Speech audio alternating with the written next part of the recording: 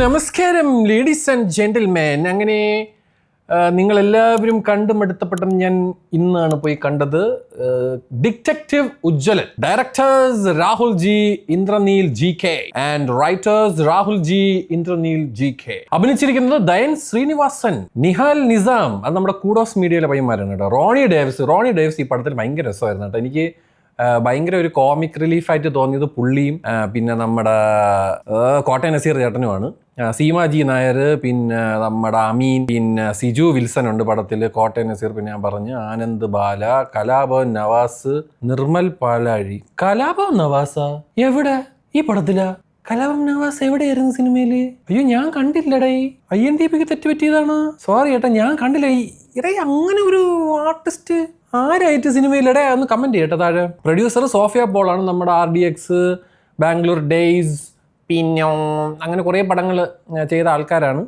Sibi Mathew Alex composer. അതൊക്കെ എന്തിനാ എനിക്കൊന്നും മനസ്സിലായി. സിബി മാത്യു അലക്സ് എന്നാണ് IMDb എഴുതിയിരിക്കുന്നത് കേട്ടോ. സിനിമാറ്റോഗ്രാഫർ പ്രേം കൃഷ്ണ അക്കട്ടും, Sreeyadi Harichandran, Chaman Chacko editor, sound department Vineeth Kumar കുഞ്ചാല.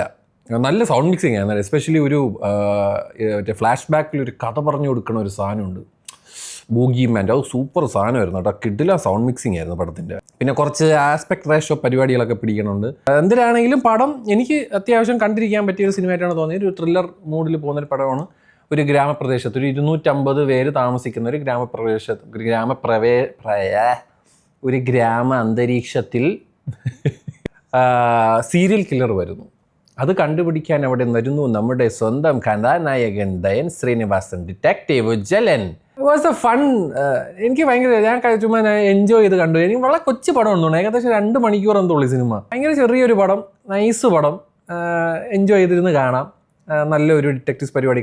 ക്ലൈമാക്സിൽ ഒരു ഹിന്ദി പടത്തിൻ്റെ ഒരു ചൊവയൊക്കെ വരും, അതാരും പേടിക്കേണ്ട. എനിക്ക് സത്യം പറഞ്ഞു കഴിഞ്ഞാൽ എനിക്ക് എന്തുകൊണ്ടാണ് ഈ പടം വർക്കായെന്ന് വെച്ചാൽ, ഉള്ള കാര്യം പറഞ്ഞു കഴിഞ്ഞാൽ, പണ്ട് ഞാൻ ഭയങ്കര സ്കൂബിഡു ഫാനായിരുന്നു. മിസ്റ്ററി മെഷീൻ, അതായത് മറ്റേ പട്ടിയില്ലേ സ്കൂബിഡു, ഷാഗി, സ്കൂബിഡു, വേൽമ, ഫ്രെഡി, അങ്ങനെയൊക്കെയുള്ളൊരു ഗ്യാങ് ഇങ്ങനെ പ്രേതമാണെന്ന് വരുത്തി തീർത്തിട്ട് അവിടെ അവസാനം പ്രേതമല്ല, അതൊരുത്ത മാസ്ക് ഇട്ടിട്ട് ചെയ്യണമെന്നുള്ള ആ ഒരു പരിപാടിയാണ് എനിക്ക് സിനിമയിൽ ഭയങ്കരമായിട്ട് വർക്കായത്, ഉള്ള കാര്യം പറഞ്ഞു കഴിഞ്ഞാൽ. ഭയങ്കര മറ്റേ ഔട്ട് ഓഫ് ദ വേൾഡ് ത്രില്ലറൊന്നും ഞാൻ പറയുന്നില്ല. സമയം ഒരു നല്ലൊരു ബോറടിക്കാതെ ഇരുന്ന് കാണാൻ പറ്റിയ ഒരു ത്രില്ലർ സിനിമയായിട്ടാണ് എനിക്ക് ഈ പടം ഫീൽ ചെയ്തത്.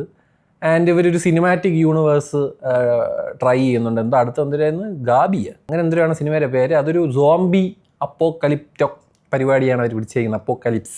അപ്പോൾ അതെന്തിനാണ് നമുക്ക് നോക്കാം. അത് 2026 ആ സിനിമ വരാൻ പോകുന്നത്.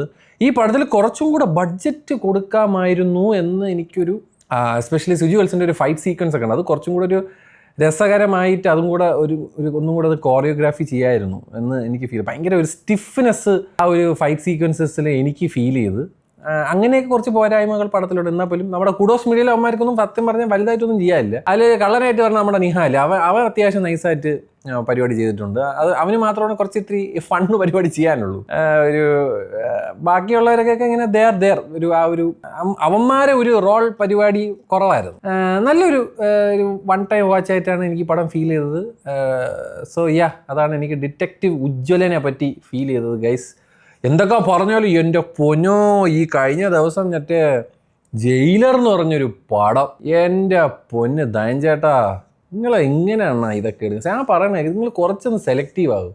ഇങ്ങനെ ചവറ് പോലെ പടത്തിൽ അഭിനയിക്കാതെ പ്ലീസ്. എൻ്റെ ഈ വീഡിയോ കാണുമെന്ന് എനിക്കറിയത്തില്ല, പക്ഷേ എൻ്റെ ഒരു ചെറിയ റിക്വസ്റ്റാണ്, പ്ലീസ് ഡോണ്ട് ഇങ്ങനെയൊക്കെ. അത് എന്തൊരു പടമാണ് അത്. അയ്യോ അതിന്റെ ക്ലൈമാക്സ് ഒക്കെ എന്തോ ആഡ് ചെയ്ത് ആ പടം. ഞാൻ ഈ പടം നിങ്ങൾക്ക് കട്ടൊക്കെ എൻജോയ് ചെയ്യണോ? ജയിലർ എന്ന് പറഞ്ഞൊരു സിനിമ OTTയിൽ എവിടെ ഉണ്ട്, അത് കാണാൻ ശ്രമിക്കുക. കാണാൻ പറ്റൂല, എന്നാലും മാക്സിമം ഒരു 3 ദിവസമൊക്കെ എടുത്ത് അത് കണ്ടതിന് ശേഷം ഈ പടം നിങ്ങൾ കണ്ടു കഴിഞ്ഞാൽ നിങ്ങൾ എണീറ്റ് നിന്ന് വിസിലടിക്കും. ഞാൻ ഗ്യാരണ്ടി. ഞാൻ ആ പടം അത് കണ്ടിട്ട് കണ്ടോണ്ടായിരിക്കും. എനിക്ക് ഇങ്ങനെ വളരെ സന്തോഷം. നല്ല രസമുണ്ട്. ഒരു ഫ്ലോ ഉള്ള പടം, അത്യാവശ്യം ലോജിക്കൽ ഇറസ് ഒന്നും ഇല്ല.